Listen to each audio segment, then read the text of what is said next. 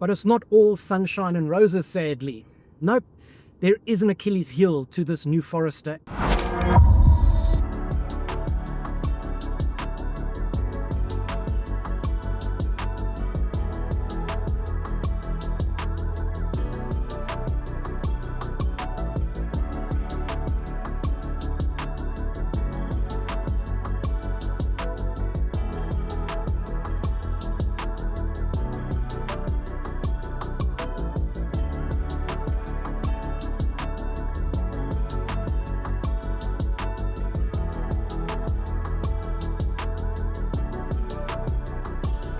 This is the new 6th generation Subaru Forester.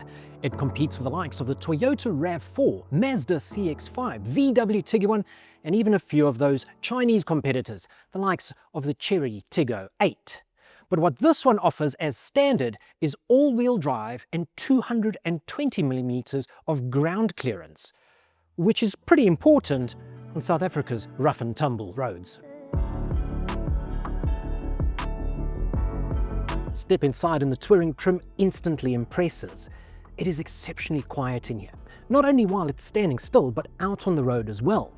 The engineers at Subaru have worked tirelessly to reduce NVH levels, which is noise, vibration and harshness, and it's paying off. It is wonderfully quiet and exceptionally comfortable. Their use of materials is also astounding. You'd struggle to find premium SUVs with this level of fit and finish. Everything has this wonderful feel to it. The plastics are of a brilliant quality. And this fabric that they've used on the seat, well, you're not going to miss leather. This feels rugged, durable and comfortable. It feels like it could hold up to a toddler armed with a juice box and a grudge. On the feature front, you may not get a sunroof. That's reserved for sport and premium offerings. But you are going to get a couple of niceties. An 11.6-inch portrait-orientated infotainment screen with wireless Android Auto and Apple CarPlay. There's a host of connections as well.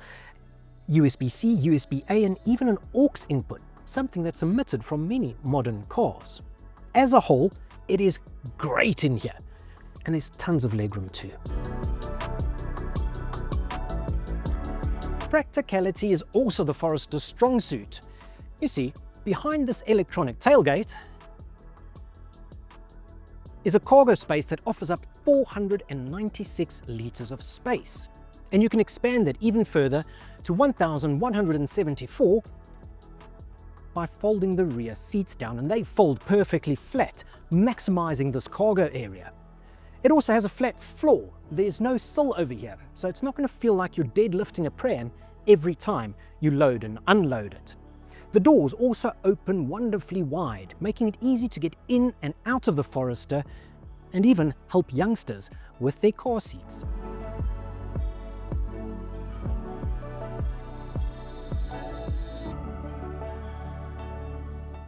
It really is wonderfully quiet in here.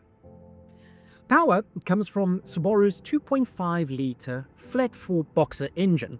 It makes 136 kilowatts and 247 newton-meters of torque.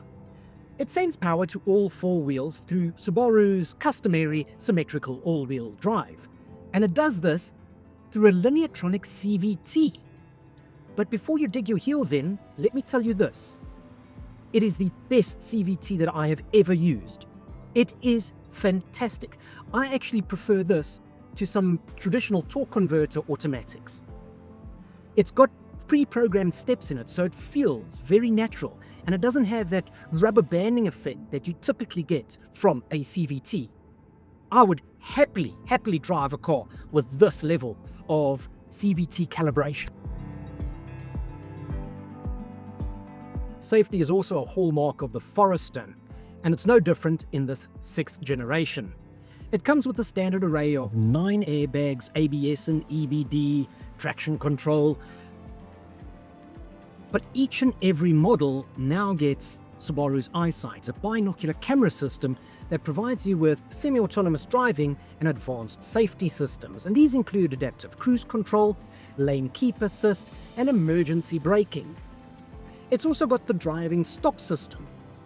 The vehicle will detect that you are unresponsive, be it because you've nodded off or due to a medical concern. and it'll pump the brakes to try and wake you up. If that isn't successful, well, then it's going to start slowing the vehicle down. It's going to unlock the doors and put on the hazard lights and bring the vehicle to a safe and controlled stop so that you can be tended to. But it's not all sunshine and roses, sadly. Nope, there is an Achilles heel to this new Forester, and it is in the fuel consumption. While Subaru claims 8 liters per 100, town driving is going to see you running mid-10s, and that's a little bit on the heavy side. If you do use the vehicle for the open road, highways and the likes, then it won't be too much of a problem. 8 isn't great, but it's not bad. It's not as bad as 10.5. 10.5 is rather thirsty. So if you are considering the Forester and only using it for the urban commute, be prepared for that. The Subaru Forester in touring trim will set you back 740,000 Rand, and I think that's good value for money. Yes, there are a few Chinese competitors that are going to offer you more features for less cash, but Subaru has just dethroned Lexus as the most reliable brand. So if you plan on keeping a vehicle, especially past its warranty, that sort of reliability is the peace of mind that you want. I think it presents great value for money. So, would I spend my own money on a Subaru Forester? Yes, I would, happily. And I'd spend it on this touring spec because I think this is such a sweet spot. It has everything you need, some of the things you want, and it's great value. It's an excellent drive. You actually want to drive it. Yes, it's a little heavier on fuel, but I can comfortably live with that when you consider the reliability. I'm not going to be spending on repairs, so spending a little bit extra on fuel, well worth it. I think this is a great value proposition in amongst a world of glossy, shiny touchscreens. It's a breath of fresh air. I want to thank you very much for watching this review on the Subaru Forester, and I hope to see you next time soon. Don't forget to subscribe to our channel where we bring you content every week.